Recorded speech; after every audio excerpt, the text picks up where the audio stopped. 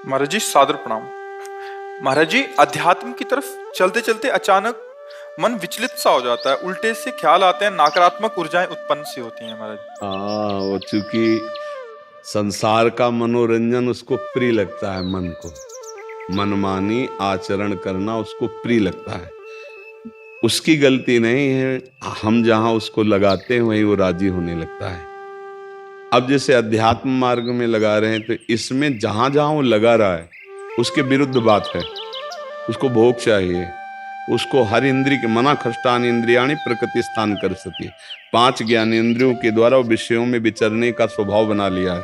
भगवान कह रहे हैं आप भगवान के अंश, ममैवांशो जीव लोके जीव भूता सनातना मना खष्टान इंद्रियाणी प्रकृति स्थान कर सके। आप इस मन के भुलावे में आकर, मन भोगों के भुलावे में आपको फंसाकर ये सदैव अधीन रखा है।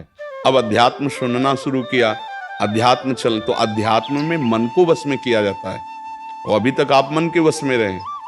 तो जब आप सपोर्ट नहीं देंगे तो आपका सपोर्ट करने लगेगा। इसकी चाल समझना, क्योंकि आपके बिना उसकी कोई सत्ता नहीं, वो आपके बिना कुछ नहीं कर सकता, आपके दस्तखत से ही करेगा। जैसे हमारा मन कह रहा है मैं देखूं, हम कह रहे नहीं देखना है, वो 100 बार कहेगा देखो, आप कहोगे नहीं ये देखो, अब वो लग जाएगा जिधर आप लगाओगे, पर वो कुछ समय तक लगेगा, फिर वो आपको वश में करने की कोशिश करेगा। और वो जब आप ना करेंगे तो आपको जलाएगा। अगर उस जलन को सह गए तो मन को अधीन कर लेंगे, और नहीं सह गए तो मन आपको अधीन कर लेगा। ये खेल चल रहा है। प्रायः सब मन के अधीन ही होते हैं। मन को कोई चेला बनाने वही सच्चा गुरु। दूसरों को तो चेला बनाना सहज है, मन को जो चेला बना ले वही सच्चा गुरु। मन ने सबको चेला बना रखा है, नहीं बना रखा? जैसा कहता है वैसे ही करना पड़ता है। और बड़ा बात यह है कि मन को हम जैसा कहें शास्त्र आज्ञा से वैसा चला ले सो महात्मा, वही गुरु, वही भक्त। नहीं तो भाई भेष चाहे जो हो, पर मन के अधीनता से मुक्त होना बहुत कठिन होता है। कोई बिरला मन को अधीन करके भगवान की प्राप्ति करता है। तो आप लोग उसी बिरले में हैं, क्योंकि अगर सत्संग मिल रहा है, साधु संग मिल रहा है और अध्यात्म की बातें सुन रहे हैं, अध्यात्म में चल रहे हैं, तो हम ये नहीं कह सकते कि हमारे ऊपर भगवान की कृपा नहीं है। कृपा है, पर हमें विचलित नहीं होना। कम से कम ये बात आप स्वीकार करते हैं कि कभी कभी वो हमको गिराने की कोशिश करता है, अर्थात आपका बहुत सहयोग देने लगा है।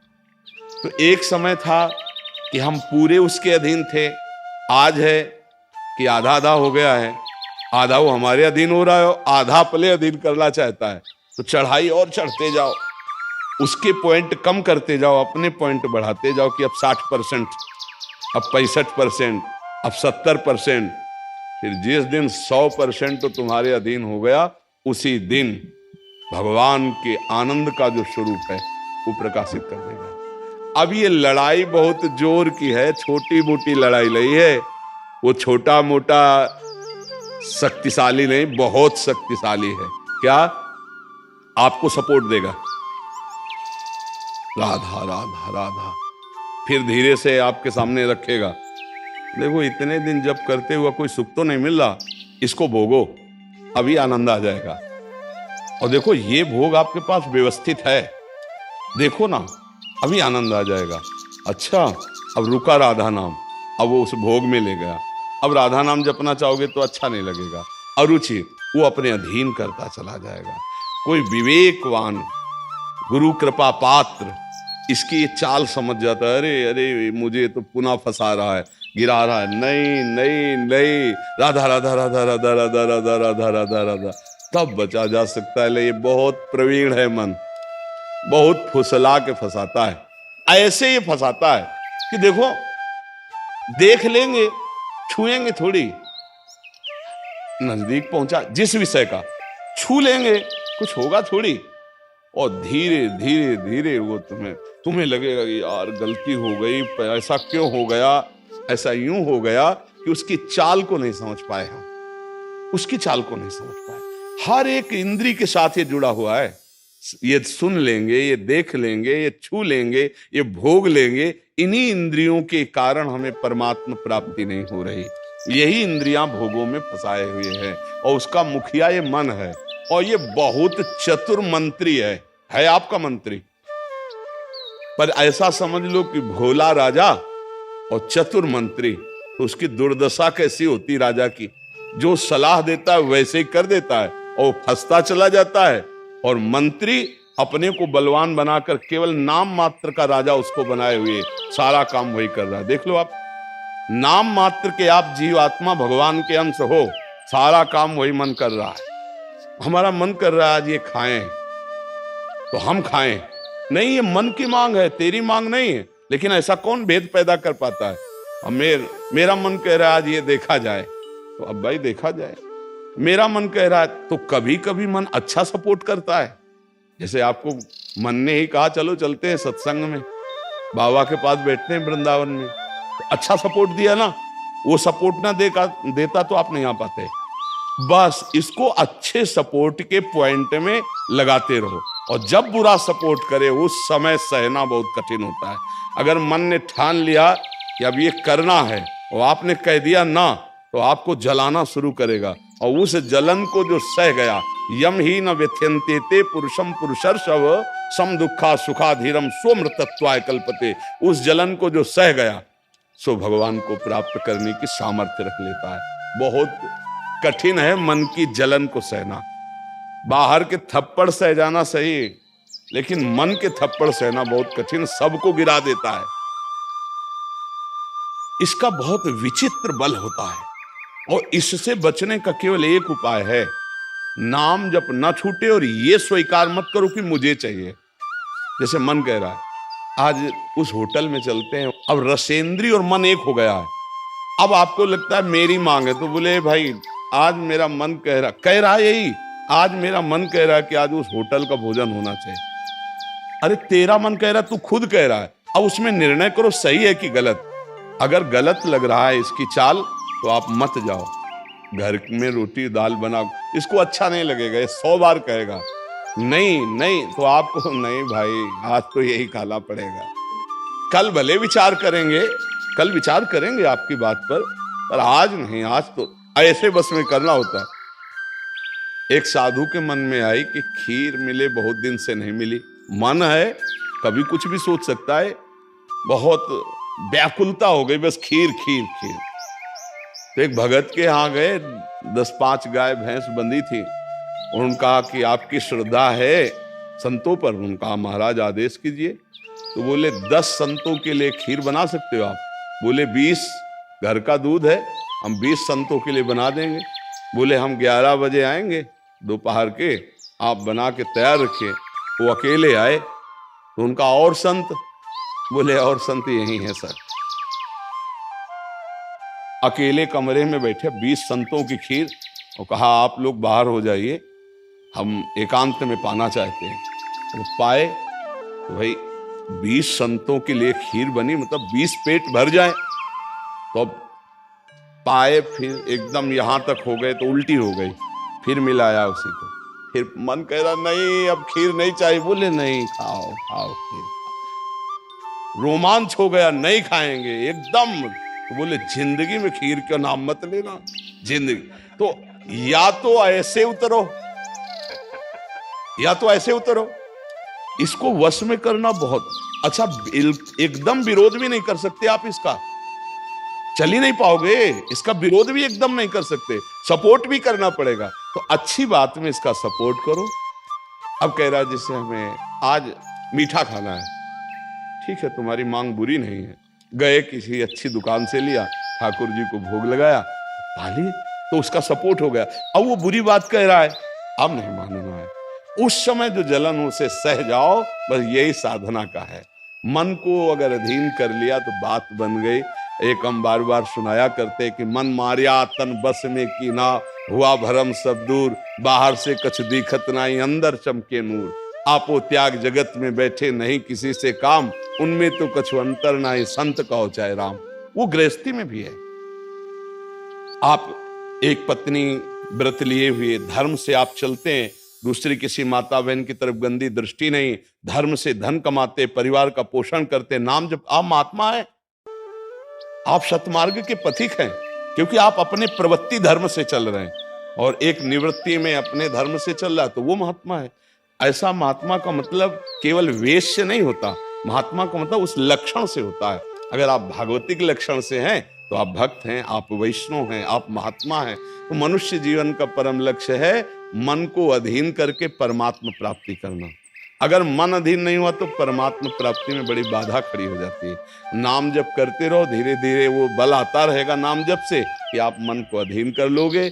नहीं तो पीछे वाले बैच में यही कह रहे थे कि जितनी जेल भरी है ये सब मन से ही भरी है। नहीं बोले ऐसा क्यों किया? बोले मन ने कह दिया, आप क्या करें, हम तो कहते थे नहीं करना, पर इस मन ने फंसा दिया। तो बोले 20 साल की सजा, अब भोगो जेल। मन की एक हरकत ने पूरा जीवन बर्बाद कर दिया, मन की एक हरकत ने फांसी पे चढ़वा दिया। वही मन की तो हरकत है। तो हमें लगता है बहुत होश में रहा जाए, ये जो मंत्री है सलाहकार मन, इस पर नजर रखी जाए कि इसकी गलत सलाह पे दस्तखत ना करो। और अगर आप स्वीकृति नहीं देंगे तो कुछ नहीं कर पाएगा, पक्का समझना। आपकी स्वीकृति से ही होता है जो कुछ होता है। आप जहां कह देते हैं कि चलो अच्छा ठीक है, बस फिर आपकी कोई गम नहीं है, वो आपसे करवा के मालेगा। इतना बलवान मन है, बड़े बड़ों से करवा लेता है। आप तो मान लो गृहस्थी में हो, जिसने आजीवन भगवान का मार्ग चयन किया है उसको भूल में डाल देता है, गलत मार्ग में ले जाता है। आप तो गृहस्थी में मान लो आपसे चूक होना स्वाभाविक है, क्योंकि प्रपंच माया प्रपंच में जिसने जीवन भर के लिए नियम लिया है उससे भी चूक करवा देता है। बड़ा विचित्र मन है। हाँ, अगर मन कहीं अधीन हुआ है तो भगवान का आश्रय लेकर और विवेक के द्वारा इसे अधीन किया जाता है। और विवेक ये बाजार में मिलता नहीं है, ये सत्संग से मिलता है। जैसे आप सुन रहे हैं, बिन सत्संग विवेक न होई और राम कृपा बिन सुलभ न सोई। सत्संग होता है भगवान की कृपा से और सत्संग से मिलता है विवेक, और विवेक से मन का शासन निर्णय किया जाता है। तू गलत सलाह दे रहा है और मेरी मांग नहीं तेरी मांग है, मैं इसको रिजेक्ट करता हूं, नहीं पास करता हूं। बस वो कुछ नहीं कर पाए। पर इतना ज्ञान नहीं रहता भैया, जहां वो मन से आज गरम गरम कचौड़ी दाल की हो और फिर चटनी हो, फिर अब आप खोज करोगे कहाँ बन रही है, हम खरीद के खाए। मन ऐसे फंसा रहा है। आप देखो ना, अपने घर में सब भोग सामग्री है, लेकिन जिनका मन, जो भजन नहीं करते, जो सत्संग नहीं करते, उनका मन गंदे आचरणों में फंसा है। घर में वो सब भोग सामग्री है, धर्म पूर्वक भोग करके वो भगवान को प्राप्त कर सकते थे, लेकिन वो अधर्माचरण, कलह, अशांति घर में है और उनका मन कहाँ ले जाता है? गंदे गंदी जगह उनको फंसाए। ये मन की चाल है। आपके घर में है, धर्म पूर्वक भोग सकते हैं, लेकिन आपसे अधर्म करवाता है, पापाचरण करवाता है। आप विचार करो क्या है इन शरीरों में, क्या है या उन भोगों में क्या है? कितना भोगोगे? चाहे जितना भोग लो, कभी तृप्ति होने वाली नहीं। और धर्म से चलोगे तो एक दिन इनसे निवृत्ति हो जाएगी, तृप्ति तो नहीं, निवृत्ति हो जाएगी और आप प्रभु को प्यारे, प्रभु के प्रियजन बन जाएंगे। यही मनुष्य जीवन का लाभ है कि हम कमाई करने आए धर्म की, पुण्य की, नाम की, भगवान का नाम जप करके मंगल करने की, पर ये दिमाग में नहीं रहता और यही लगता है जितना धन हो जाए, जितनी भोग सामग्री हो जाए, खूब भोगे, मौज से जिए। पर अधर्म आचरण करने वाला कभी मौज से नहीं रह सकता। ये शब्द याद रखो, चिंता, भय, शोक, घबराहट और दुख, ये उसको कभी छोड़ेगा नहीं जो पाप कर्म करता है। अचानक बेमतलब की कल्पना भय की सवार रहेगी और धीरे धीरे वो मन डिप्रेशन में पहुंचने लगता है। क्यों? क्योंकि पापाचरण हो जाता है। और घर के किसी व्यक्ति से ठीक से बात नहीं करेगा। क्यों? अंदर से डिस्टर्ब हो चुका है। ये क्यों हुआ? बोले पापाचरण से हुआ। आज बहुत ज्यादा लोग डिप्रेशन में जा रहे हैं, बहुत ज्यादा लोग। इसका कारण जानते हो क्या है? यही मनमानी आचरण। मनमानी आचरण बचपन से शुरू हो जाता है, गंदा आचरण, गंदा व्यवहार, और वो दिमाग काम नहीं करता। एक प्रियता हमारे अंदर होती है कि कोई हमें प्यार करे, आप समझना।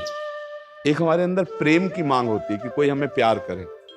नौ किशोर अवस्था में, जब यौवन अवस्था का, अगर उस समय हमें गलत संग मिल गया तो विक्षिप्त हो जाता है चित्त। अच्छा, प्यार कोई समझ पावे तो मुश्किल की बात है, प्रेम का निर्वाह तो सिर्फ भगवान करते हैं, या भगवान प्रदत्त ऐसा कोई दे दे जो प्रेम का निर्वाह करे। नहीं, अपने हृदय से जिसको हम प्रेम करते हैं और वो कहीं दूसरी जगह देख रहा है, अब विक्षिप्त हो जाएगा वो व्यक्ति, नहीं हो जाएगा। और ये प्रायः बहुत तायत में हो रहा है। क्यों? क्योंकि पूर्व संस्कार बन गए। अच्छा, जैसे देखना, बॉयफ्रेंड गर्लफ्रेंड, ब्रेकअप, फिर बॉयफ्रेंड, फिर गर्लफ्रेंड। समझ रहे हैं क्या संस्कार पड़ रहा बच्चों के अंदर? अब वो जब वर्ण करेंगे एक पति का, तो उनके अंदर निष्ठा आ पाएगी, वो संयम से चल पाएंगे, वो एक गृहस्थी को संभाल पाएंगे, वो अपने पति या पत्नी पर पूर्ण प्रेम कर पाएंगे? नहीं कर पाएंगे। क्यों? क्योंकि आदत खराब हो चुकी, संस्कार खराब हो चुके। अब ये हमारे समाज में ज्यादा फैल रहा है, नहीं फैल रहा है। अब जहां मन को संयम में लाने की बात आती है, वहां मन को तो हमने पहले ही रद्दी कागज बना दिया, पहले ही हमने उसको गंदा कर दिया। अब कैसे हो सकता है? गृहस्थी बहुत पावन मार्ग है, कोई ऐसा नहीं है। मान लो पवित्र शरीर दोनों के हैं और फिर धर्म से ग्रहण किया गया, वो फिर एक अच्छी गृहस्थी बनती है। अब पहले ही, इसलिए भाई बहुत संभालने की जरूरत। आप तो बड़े भाग्यशाली जो अध्यात्म में इस बात को समझ रहे, नहीं तो आज हमारा समाज थोड़ा गलत रास्ते की तरफ जा रहा है, गलत मार्ग है जिसको कोई समझ नहीं रहा। हमारे नवीन नवीन बच्चे, नवीन नवीन बच्चियां, नवीन नवीन भाई इस भूल में फंस गए कि ये सुख है और ये भोगना मतलब जीवन का लाभ है। नहीं नहीं नहीं, इसको धर्म के अंतर्गत रखा गया। देखो, हमारे शास्त्र में 4 पुरुषार्थ रखे गए, धर्म, अर्थ, काम, मोक्ष। काम कहां है? तीसरे नंबर पे है। पहले में क्या है? धर्म, और आखिरी में क्या है? मोक्ष। जो धर्म से चलता है, धन धर्म से कमाता है, धर्म से काम भोग करता है, वो मोक्ष को प्राप्त हो जाता है। आज 2 बातें हट गई, पहली और आखिरी, धर्म और मोक्ष हट गया, अब अर्थ और काम रह गया, नहीं रह गया। बस यही पशुता बढ़ती चली जा रही है।